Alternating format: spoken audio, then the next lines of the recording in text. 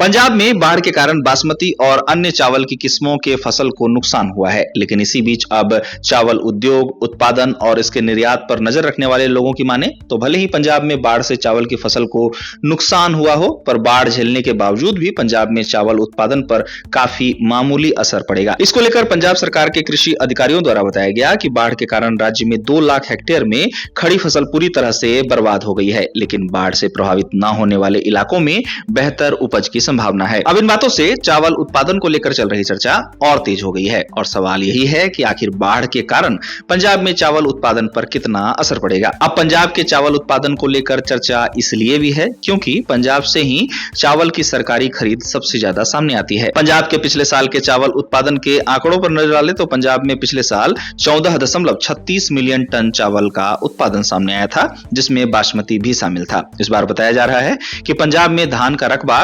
32.49 lakh hectare में था और बाढ़ के कारण 2 लाख हेक्टेयर में फसल के बर्बाद होने की बात इस समय कही जा रही है। अब एक नजर पंजाब के चावल की सरकारी खरीद पर डालें तो इस बार केंद्र सरकार ने पंजाब से 46.35 मीट्रिक टन चावल खरीदने का लक्ष्य रखा है, जो कि पिछले साल 51.16 मीट्रिक टन था। पिछले साल 51.16 मीट्रिक टन के लक्ष्य के मुकाबले पंजाब से 47.4 मीट्रिक टन चावल की खरीद हुई थी। अब इस बार पंजाब में बाढ़ से पंजाब के चावल के उत्पादन पर कितना असर पड़ेगा और क्या इससे चावल की कीमतों में उछाल भी देखने को मिलेगी, इसकी तस्वीर समय के साथ ही स्पष्ट हो पाएगी। लेकिन चावल उद्योग, चावल के निर्यात और चावल के उत्पादन तथा पंजाब के कृषि अधिकारियों की माने तो राज्य में बाढ़ के बावजूद चावल उत्पादन पर उतना असर नहीं पड़ेगा और साथ ही अधिकारियों का यह भी कहना है कि गैर बासमती चावल क्षेत्रों से बेहतर उपज की संभावना बनी हुई है।